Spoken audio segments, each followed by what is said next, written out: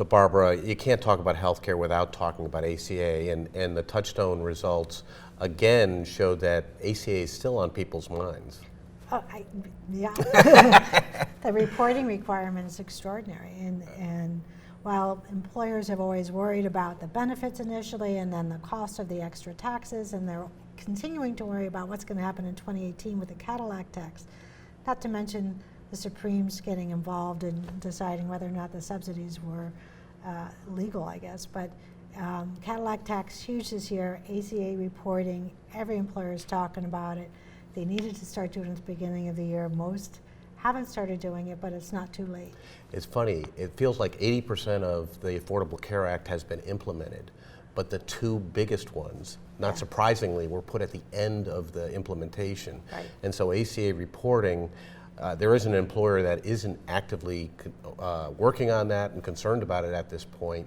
And the Cadillac plant tax, whether it hits in the first year or hits over a few years, is really influencing where benefits design is going. And that's kind of the whole changing marketplace that we've been talking about. The landscape's going to change what people are doing.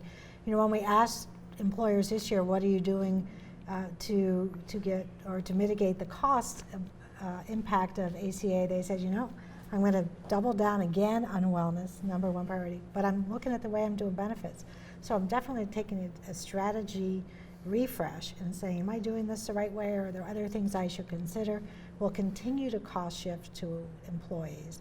Very interested in defined contribution, and the last of the top 5 things was, I got to look at a private exchange. I got to figure out a different way to do this. So, you know, the top 5 reactions to ACA were really pretty much do a little bit of what I've been doing, but look at doing things completely different, taking a strategy refresh, and how am I going to get through the reporting this year? Yeah, and it's had some indirect impacts too. The big impact, of course, is really on the high performance networks that have just exploded, and we're seeing that entering the conversation. So it's really a new day after ACA.